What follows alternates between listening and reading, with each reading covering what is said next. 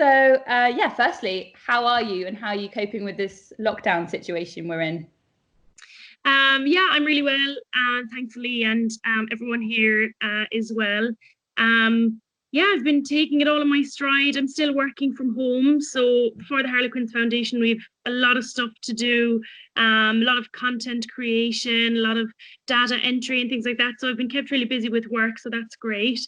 And then on top of that, obviously there's no training, so just being really creative with home workouts and going for runs and heading to the park to do just normal cardio stuff.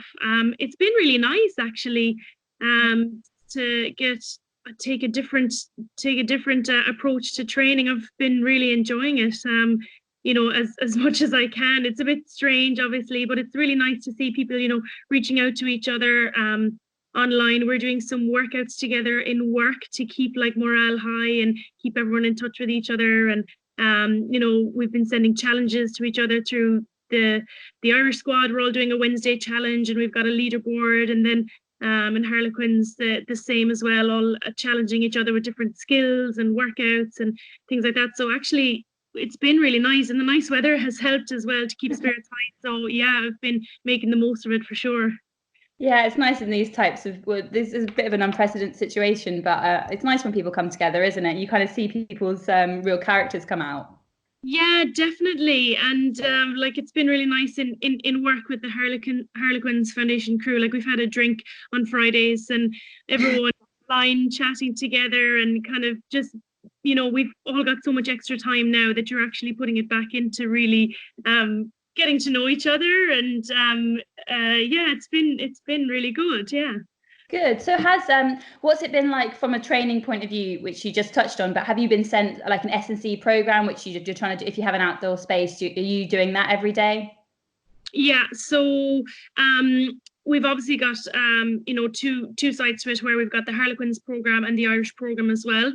So for me, because we're working into a World Cup qualifying preparation for a World Cup qualifier summer and tournament, I've been doing the Irish program. So when we were sent home from camp, so we were sent home early from one of our camps, when everything kind of started to go into lockdown in Ireland, we were given a week off, just to take it while we had the chance. And since then we've been sent out, different workouts for different days, a lot of variation, a lot of really tough workouts. Like usually we do really low reps with really high weight, but now because people don't have access to weight in their homes, you have to do a lot of high reps. So that's really tough.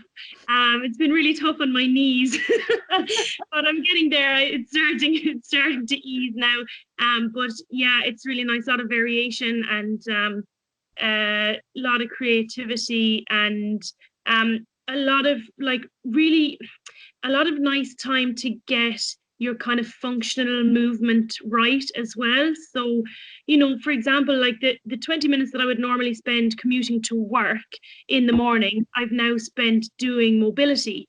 And we all, like as rugby players, everyone has so much mobility to do, and you just have so little time to do it that you're doing bits of it here and bits of it there. But I found that I've said to myself in my head, at this time you would be commuting. You don't have to do that now. So this is your time for mobility. And I'm really excited about that, actually getting the functional movement of different things right, so that when we do get back to training, whenever that may be, into the gym, that we're all going to be in a really good shape physically. So yeah, that's actually really exciting. Yeah, brilliant. Okay, good to hear. Well, we're going to touch on the Six Nations, obviously a shortened tournament this year. But firstly, how do you reflect on Ireland's campaign as a whole? Obviously, you had 2 wins against Scotland and Wales, and then the loss against England. But as a whole, what are your reflections? So it was a really kind of a nervy start for us. Like coming into Scotland, we'd had kind of a bad run of results, and a lot of pressure on us, I think. In the first home game against Scotland, we really wanted to just put in a performance. And yeah, we got some things right, but actually we came out of that with a win and a big long list of things to work on. And so actually to get the win, even when we were kind of still making errors, was a real relief, and we were happy with the result. Took what we could from it, moved on into Wales, and to have improved then going into Wales was great. We were really happy with that. It was like an upward step. We took some things out of the Scotland performance, fixed them, changed things up, and went back into Wales a better side. And then we had our weekend off, and we went in to face England, and you know, it's just such a difficult thing playing England. You know, especially when I can see from the angle over here, like how much training they are able to put in comparison with us as a squad in Ireland. That's just, you know, that's just the way it is. So having to kind of put that out of your mind and focus on yourself, both as a player and as a squad. We obviously, people were impressed with our defence, and we were very happy with our defence. Just in attack was just a bit disappointing not to get on the leaderboard. Yeah. Or sorry, on the leaderboard, I'm thinking of my Wednesday workouts on the scoreboard. So from that angle, the biggest thing was kind of, again, like we did versus Scotland and Wales, like any team will do after Six Nations fixture or any fixture, you'll take your list of work-ons, and there were a lot of them again from England, and we just never had the opportunity to put them into practice again and to express ourselves again as a better team. We, especially against Italy, we were so looking forward to that game, number one because of how this Six Nations was going for us, and we were building, we hit a bit of a speed bump, and we were ready to go again versus Italy. And especially since we lost to them last year, I was so excited about it. We were all so excited about it, and it hasn't happened yet. So it was it was disappointing, but the bigger picture of, you know, a global crisis happening has really just kind of dissipated that feeling, to be honest. And we're all very focused on ourselves now as players, and then Italy will come around again, and France. So hopefully, we don't know, nobody knows, but hopefully we'll get the chance to play them again in the summer. But again, that's still up in the air like everything else. So yeah. Yeah, absolutely. But as a whole, do you feel, I know that you're going to be facing Italy and Scotland potentially in these World Cup qualifiers that are coming after the summer. Do you feel that, given the performances you put out on the park this campaign during the Six Nations, that you're in quite a good place going into that?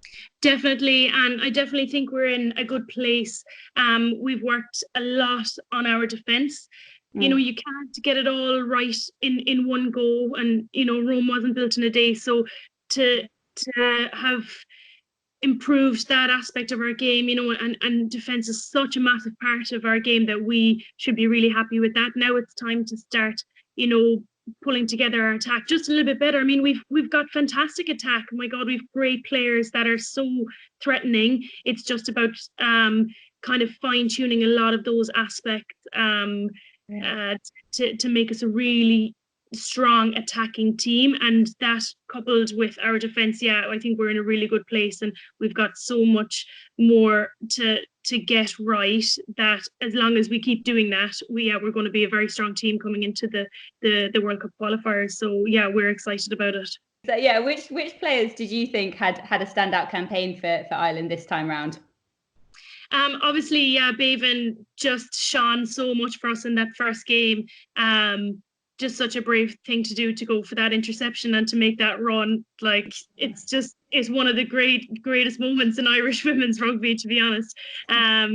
So yeah, she definitely made a great impact. We also have younger players like Judy Bobbitt, who was starting in the second row for us. She had a good start to the campaign as well. So, you know, she'll have a lot more growing to do, like all of us. Like, she'll get better with every game as well. So and then we had Dorothy Wall as well, coming off the bench into the back row, and she made some impressive statements as well on the pitch, both in defence and attack. So it's really nice to have the young younger players coming through. We haven't had that for a while. A lot of the younger players who have showed potential in the league have been brought into sevens, which is a fantastic opportunity for them. It just means that the 15 side hasn't seen too many younger players coming through because sevens has been so demanding for them.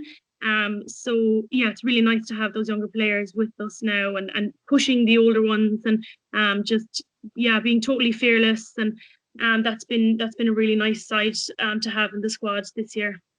And do you feel that there's a bit more of a buzz to the camp at present, and that obviously I've heard people say, past players saying that you're playing with a bit more flair, a bit more of an attacking style and a style that they actually haven't seen Ireland play for a while?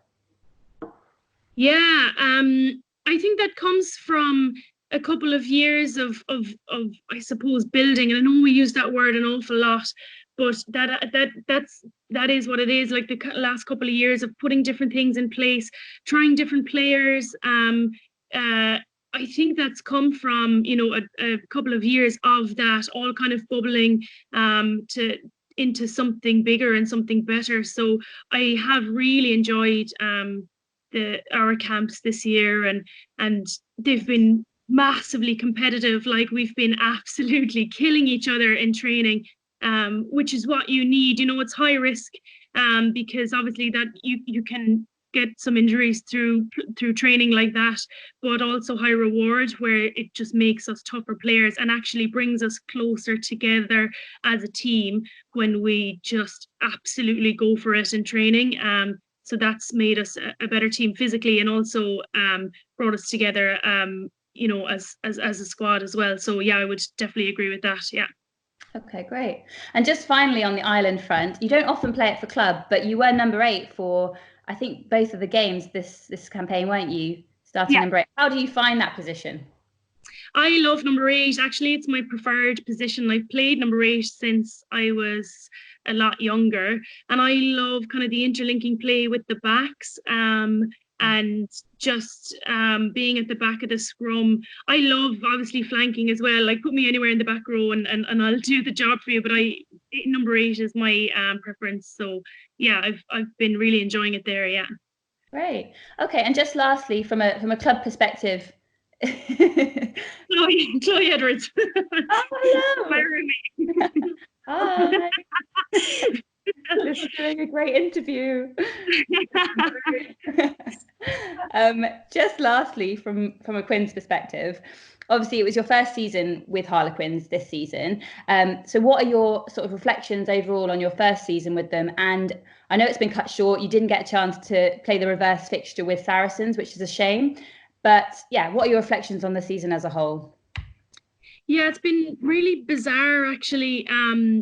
To have everything cut short, when you were building towards just such a massive business end of the season, that's been really bizarre. And I feel like I haven't taken the time to fully reflect on it yet, because there's been so much else going on, and having to take in, what that means for us in Ireland, but also thinking about it now from a Harlequins point of view. It's really bizarre. I've really enjoyed, like, it's been a great year.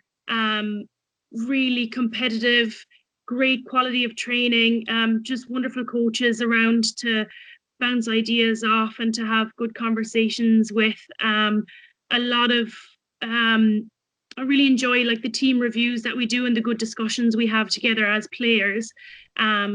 So I suppose, yeah, just kind of the biggest thing we need to do now is just take all the good stuff that we've had from this year and just wrap it up and transfer it into next season and pick up from where we left off, as opposed to kind of starting anew and trying to build up from the ground again, because we were building towards something really special, and obviously we all had our eyes on the prize, for hopefully to be in that final on the 31st of May and come away with the silverware. That was what we were all building towards. So the fact that we're going to have to wait another year now is strange, but also it will make us a better team, to have brought away whatever we had this season, to start next, and it's going to be a long pre-season for us. So when we get back into training, just just keeping that tight knit and remembering players' strengths and players' characters and things, just letting that shine through in pre-season when we get back on it. But we can already feel that happening. It feels like it's just going to be the same season, just with a bit of a pause in the middle. So yeah, it's a strange one, but yeah, we'll just have to take it as it is. And of course, every other club in the Prem is in the same boat. So we've all been dealt the same hand here. So yeah, it's going to be an interesting one. Yeah, it definitely is. As a journalist, it's been obviously, yeah, really disappointing not to see you guys in the Six Nations finish. Like, you guys playing against Italy and playing against France would have been such great games. But there we go. So there's so many more questions I could ask you, but I'm going to call it there. But thank you so much, Anna, for your time.